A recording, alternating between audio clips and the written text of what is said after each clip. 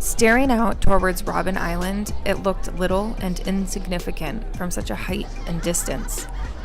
I thought of a man who had visited our school earlier that year. His name was Arnkorn Pond. He was a Cambodian man who spoke of the Khmer Rouge and the Pol Pot regime. He shared about the genocide that ravaged his country, how millions of people were executed or left to die due to illness and starvation. Anyone with loyalty to the wrong government or government practices, or looking down on Pot's regime. Professionals and intellectuals, those who could speak any foreign language, people of the arts, any people of any faith, the Chinese, Thai, and Vietnamese, those with urban work ethic who lacked agricultural skill. They were all subject to death.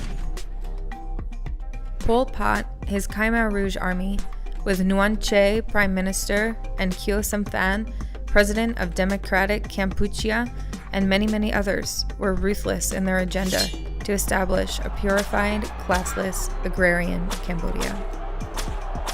Mr. Pond watched as his country's hospitals, banks, and schools were all shut down. He watched the economy and other facilities all collapse.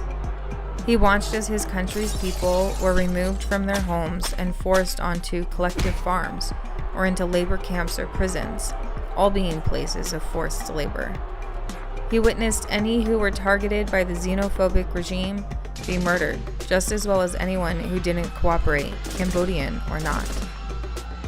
Arnkorn was moved to Wat Ek Phnom, a temple-converted prison camp. When a flute and kim master was brought to the prison camp, he taught several boys how to play, including Arnkorn. The camp guards ended up choosing the boys to play music for them. So long as Arnkorn played regime-supportive song well and cooperated, he survived. He had to train himself not to flinch, not to smell, not to make a single expression, as he was forced to watch several executions a day. More if those standing next to him expressed any emotion for the victims. Then they too would be shot in the head. Later, Arnkorn was forced into battle. He and many children were put directly on the front lines, the Khmer Rouge behind them. They were being shot at, and if they tried to run from battle, the Khmer Rouge would kill them from the back. Arnkorn expressed his dismay as many of his friends were shot and killed. He spoke of holding them and of being covered with blood, all while being fired at. He did not conceal his troubles with night terrors, if being able to sleep at all. Mr. Pond had become an activist. He supported refugees and the traumatized. He founded or helped to found an extensive amount of support, community, youth, music, and reconciliation programs. He himself adopted 16 Cambodian children. He also worked to protect and rejuvenate traditional Cambodian music. And watching him play his flute, so fluidly you would think he was playing on a single breath, he forced you to hear the cries and the hopes of the Cambodian people.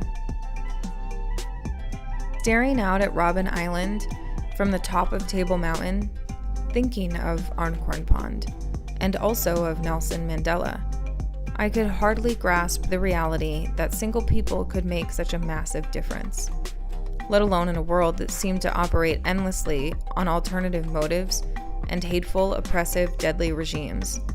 How on earth had they done it? How had they risen? How did a single voice lift up like that?